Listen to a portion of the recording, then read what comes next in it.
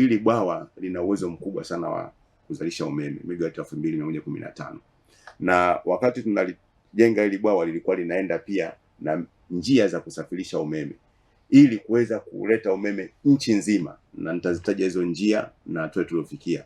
Njia ya kwanza kabisa ilikuwa inatoka pale pale kwenye bwawa inakuja mpaka Chalinze kilomita 160 na msongo ni kilovoti 400. Ndio msongo mkubwa kwa Tanzania, lakini pia hata duniani ni msongo mkubwa sana. Tunaenda mpaka 1000, lakini sisi zamani tulikuwa na misongo ya 66, 132, 220, sasa tuko kwenye 400. Maana yake ukienda kwenye msongo mkubwa una uwezo wa kusafirisha umeme mwingi.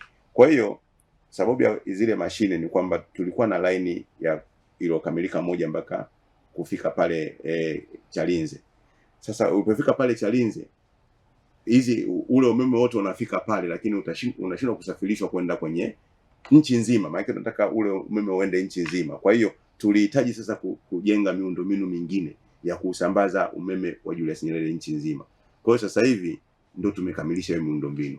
Hivi ninavyoongea, sehemu kubwa kabisa ambayo njia ya kusafirisha umeme inayotakiwa kuchukua umeme uliofika pale Chalinze kutoka Julius Nyerere ni kuanzia Chalinze mpaka Dodoma, kilomita 354. Hii njia ninavyoongea ipo 99%, kwa maana kwamba ndani ya mwezi huu itakuwa imekamilika. Nini sasa inaenda kufanya nini? Inaenda kuchukua umeme wote utakaozalishwa kwenye vinu 9, utauleta mpaka kituo cha Zuzu, kipo pale Dodoma. Ikifika pale Zuzu, kama umefika Dodoma, tumejenga pia njia ya msongo wa kilovoti 400 kwenda Iringa, Mbeya, Tunduma, tunaenda kuunganisha na Rukwa na Zambia. Lakini kutoka pale Zuzu, huo umeme huo wa Julius Nyerere utaenda huko mikoa ya kanda za juu nani magharibi. Lakini pia sasa ukitoka Zuzu unaenda Singida. Ukifika Singida tutapeleka Tabora, tutapeleka Shinyanga, tutaenda mpaka Mwanza, kanda ya kaskazini kote umeme huo.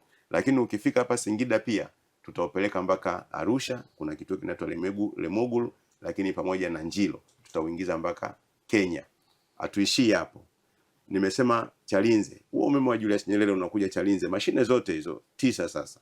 Ikitoka pale Chalinze itakuja Kinyerezi. Kinyerezi pale tunajenga kituo kikubwa pia cha kupoza umeme kwa ajili ya mkoa wa Dar es Salaam. Dar es Salaam ni mkoa mkubwa sana. Karibuni 50% ya mahitaji ya umeme yanatoka hapa Dar es Salaam. Kwa hiyo pale kuna Chalinze, lakini Kinyerezi. Ikitoka Kinyerezi tunaenda mpaka Mkulanga. Mnafahamu sasa Mkulanga kule ndo viwanda vimekuwa vingi sana sasa hivi. Kwa hiyo pale tunaenda kujenga kituo kikubwa cha kupoza umeme. Umeme huu sasa ndo unasambaa kwenye njia zote. Kwa hiyo nataka niwaambie wananchi kwamba mashine zote 9 kwanza zinafanya kazi, na mashine zilizokuwa zinatumika 4 ni kwa sababu hizi njia zilikuwa hazijakamilika. Hizo njia sasa zimekamilika. Tunavyozindua umeme wote unaenda kutumika, na ndio maana tunaenda kuhakikisha kwamba hali ya umeme nchini inaimarika.